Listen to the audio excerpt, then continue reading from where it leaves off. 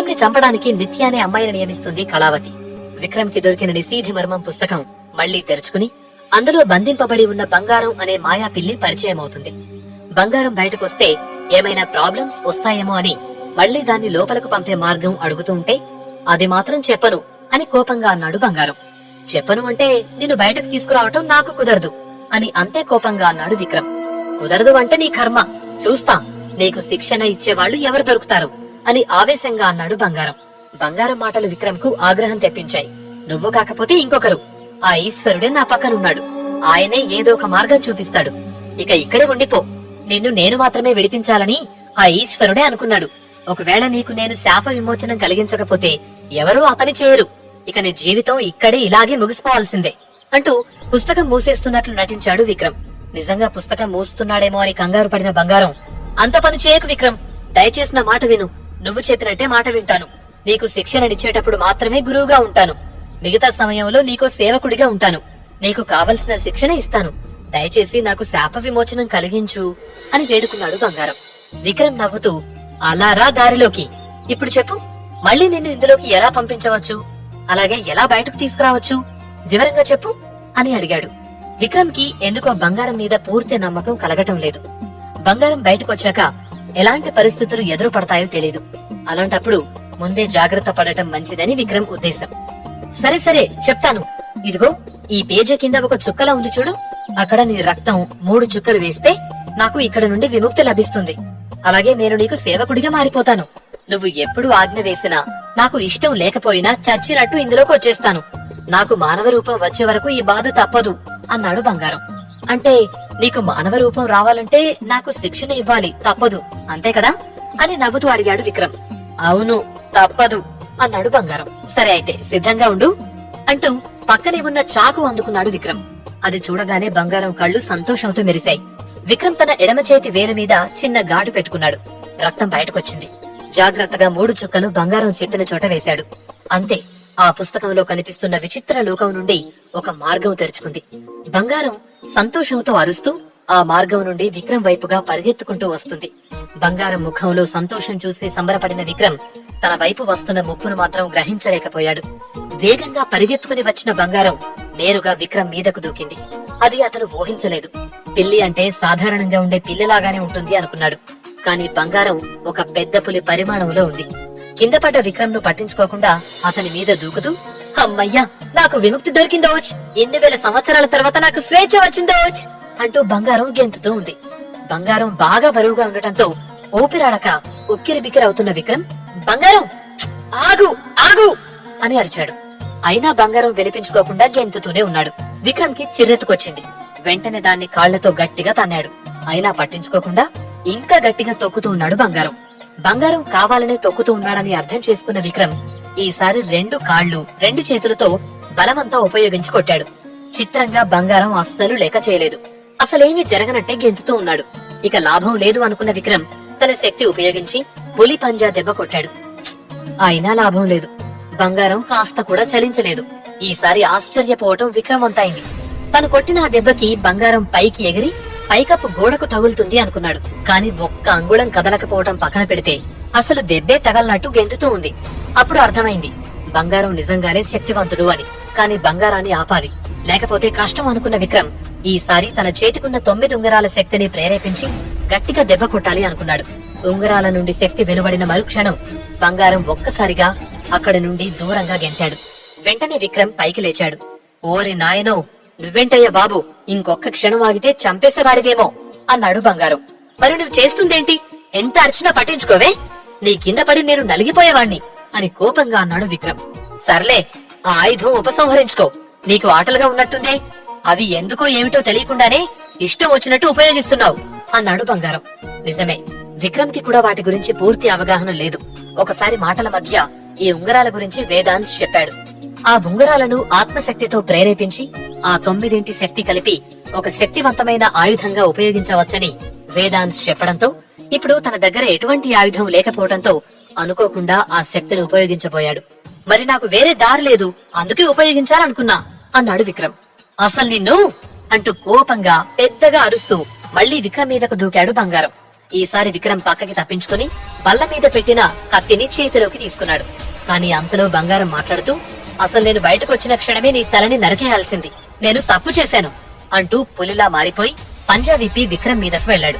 హఠాత్తుగా బంగారం అలా ఎందుకు ప్రవర్తిస్తున్నాడో అర్థం కాక బంగారం పంజాకి తన ఆయుధాన్ని అడ్డుపెట్టాడు విక్రమ్. ఆ కత్తి పదునికి వేగానికి బంగారం పంజా తెగి పడుతుందనుకున్నాడు కాని పంజాకున్న గోళ్లు చాలా పెద్దగా ఉన్నాయి. కత్తి వెళ్లి దాని గోళ్ల మధ్యలో ఇరుక్కుంది.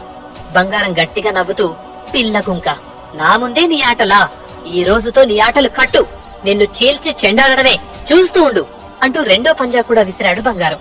దాని నుండి నేర్పుగా తప్పించుకున్న విక్రమ్ దాని గోళ్లలో ఇరుక్కున్న కత్తిని వెనక్కి లాక్కుని వేగంగా బంగారం పైన దాడి చేయడం మొదలుపెట్టాడు. బంగారం కూడా చాలా నేర్పుగా విక్రమ్ పైన దాడి చేస్తూ ఉంది. ఎత్తుకు పై ఎత్తులు వేస్తూ భయంకరంగా సాగింది ఇద్దరి మధ్య పోరు. ఎవరూ వెనక్కి తగ్గటం లేదు. ఇద్దరికీ ఆయాసం వచ్చేసింది. ఇక బంగారాన్ని ఆపటం తన వల్ల కాదనుకున్న విక్రమ్ మళ్లీ ఉంగరాల శక్తిని ఉపయోగించడానికి సిద్ధపడ్డాడు. అది గమనించిన బంగారం వెనక్కి తగ్గి కాస్త దూరంగా నిలబడి, సరే సరే ఇక ఆగు, నా దగ్గర శిక్షణ తీసుకోవడానికి నువ్వు పనికొస్తావో లేదో అని పరీక్షించాను, నా పరీక్షలో నువ్వు ఉత్తీర్ణుడవయ్యావు అన్నాడు రొప్పుతూ. విక్రమ్ అనుమానంగా బంగారం వైపు చూశాడు. ఆ చూపేంటి, నువ్వే కదా నాకు ఈ రూపం నుండి విముక్తివ్వాల్సింది, అలాంటప్పుడు నిన్ను చంపాలి అనుకోను కదా, పైగా చంపాలి అనుకుంటే నేను బయటకొచ్చిన మరుక్షణమే చంపేసేవాణ్ణి అని అన్నాడు బంగారం. ఎందుకో బంగారం మాటలు నమ్మటానికి సిద్ధంగా లేడు విక్రమ్. అలాగే దానితో చాలా జాగ్రత్తగా ఉండాలని, దానివల్ల తనకి ప్రమాదం పొంచి ఉందనిపించింది విక్రమ్ కి. ఏంటి అంతలా ఆలోచిస్తున్నావు, నేను నిజమే చెబుతున్నా, అయినా నిన్ను చంపితే నాకేం లాభం అన్నాడు బంగారం మళ్ళీ. ఏమో, చంపవని ఎవరికి తెలుసు, నిన్ను ఎలా నమ్మాలి అని నేరుగా అడిగాడు విక్రమ్. నన్ను నమ్మమని నేను చెప్పను, కాని ఇక్కడ మనిద్దరికీ ఎవరి అవసరాలు వారికున్నాయి, ఒకరికొకరం సహాయం చేసుకోవాలి, తప్పదు, అందుకే ఇది ఇచ్చిపుచ్చుకునే వ్యాపారం లాగా చూద్దాం, నమ్మకం భరోసా లాంటివి అవసరం లేదు అన్నాడు బంగారం. బంగారం మాటలు సరైనవి అనిపించాయి విక్రమ్ కి. సరే, నాకింకో విషయం తెలియాలి అన్నాడు విక్రమ్. నువ్వెక్కడ దొరికావయ్యా మగడా, ఇన్ని వేల సంవత్సరాల తర్వాత బయటకొచ్చా, ఇప్పుడే అన్ని అడగాలా, కాస్త సమయం ఇవ్వచ్చు కదా అని అసహనంగా అడిగాడు బంగారం. విక్రమ్ గట్టిగా నవ్వి, సరే సరే ఇంకేం అడగను కాని ఈ ఒక్క విషయం చెప్పు. శూన్యం, ఇందులో ప్రయాణం గురించి చెప్పావు, బానే ఉంది, కానీ సమయం గురించి చెప్పలేదు అని అడిగాడు విక్రమ్. అది వినగానే బంగారం ముఖం గంభీరంగా మారిపోయింది. దాని గురించి నాకేమీ తెలీదు, కానీ దాని గురించి తెలుసుకునే సమయం వస్తే అది తెలిసే మార్గం ఎదురు పడుతుంది. కాని ఒక్కటి గుర్తుపెట్టుకో, సమయం అన్నది ఒక మాయా ఊహ అంతే, అది కేవలం మీ మానవ జాతి కల్పించుకున్న భ్రమ. అందుకే ఆ శక్తి అన్నది మొత్తం ఒక గజిబిజి అల్లిక లాంటిది. గతి తప్పి నువ్వు ఏ చిన్న తప్పు చేసినా విపరీత పరిస్థితులు ఎదుర్కోవాల్సి వస్తుంది అని హెచ్చరిస్తున్నట్టు అన్నాడు బంగారం. విక్రమ్ కి బంగారం చెప్పింది సరిగ్గా అర్థం కాలేదు. కాని ఇప్పుడే అన్ని తెలుసుకుని అయోమయానికి గురి కావటం కంటే ఒక్కోటి తెలుసుకుంటూ వెళ్లటం మంచిది అనుకున్నాడు. అంతలో తలుపులో చప్పుడు అవడంతో, అమ్మొస్తున్నట్టుంది, నువ్వు ఎక్కడ దాక్కో అని కంగారుగా అన్నాడు విక్రమ్. నేనెందుకు దాక్కోవాలి, నేనే తప్పు చేశాను అని కదలకుండా అడిగాడు బంగారం. నువ్వు తప్పు చేశావని కాదు, నిన్ను చూసి మా అమ్మ ఆందోళన చెందుతుంది, నీ గురించి అడిగితే ఏమని సమాధానం ఇవ్వను అన్నాడు విక్రమ్. అదే నీ సమస్య, నాకు సంబంధం లేదు, నువ్వే ఏదో ఒకటి చెప్పుకో, నేను దాక్కోను, అది నాకు అవమానం అని మొండిగా అన్నాడు బంగారం. నేను చెప్పిన మాట వింటావా వినవా అని కోపంగా అన్నాడు విక్రమ్. వినను, నీ ఆజ్ఞ పాటిస్తానంతే, నీకు బానిసాని కాదు అని మళ్లీ మొండిగా సమాధానం ఇచ్చాడు బంగారం. ఇక లాభం లేదనుకున్న విక్రమ్, నువ్వు నా సేవకుడివి, నిన్ను తీసుకువచ్చింది నేనే, కాబట్టి నేనే ఆజ్ఞాపిస్తున్నా, మళ్లీ లోపలికి వెళ్ళు అన్నాడు. కళ్ళు మూసి తెరిచేలోపు బంగారం మళ్లీ ఆ పుస్తకం లోపలికి వెళ్లిపోయాడు. ఒరే దుర్మార్గుడా, ఇది అన్యాయం, నన్ను బయటకి తీసుకురా అని కోపంగా అరుస్తూనే ఉన్నాడు బంగారం. విక్రమ్ నవ్వుతూ, నాతో పెట్టుకోకు అని వెళ్లి తలుపు తీశాడు. లోపలికి వచ్చిన భాగ్యలక్ష్మి గదంతా చూసి ఆశ్చర్యపోయింది. అంతా చిందరవందరగా అన్నీ కింద పడి ఉన్నాయి. ఏంటి నాన్న గదిలా ఉంది, ఏమైంది అని కంగారుగా అడిగింది భాగ్యలక్ష్మి. అప్పుడు కాని గదివైపు చూడలేదు విక్రమ్. అంతకుముందు బంగారంతో జరిగిన పోరాటంలో గదంతా చెల్లా చెదురైంది. అసలు బంగారం గోరలో పడి ఇది మర్చిపోయాడు. అంటే అది నేను నా స్నేహితుడు బంగారం ఆడుకుంటూ అని నాను ఖర్చుకుని ఆగిపోయాడు విక్రమ్. భాగ్యలక్ష్మి అనుమానంగా విక్రమ్ వైపు చూసింది. పుస్తకంలో ఉన్న బంగారం అది గమనించి కింద మీద పడి దొర్లుతూ, అమ్మకి దొరికిపోయాడు, ఇప్పుడుంటుంది వీడికి అని నవ్వుతూ అన్నాడు. ఏం లేదులేమ్మా, కళ్ళు మూసుకుని అభ్యాసం చేస్తూ ఉన్నాను, అందుకే అన్ని ఇలా అని ఆగిపోయాడు విక్రమ్. విక్రమ్ చెప్పేది అబద్ధమని పసిగట్టిన భాగ్యలక్ష్మి గదంతా చూసి బల్ల మీద ఉన్న మాయ పుస్తకం వైపు తిరిగింది. ఆమె వైపు ఆ పుస్తకం వైపు చూశాడు విక్రమ్.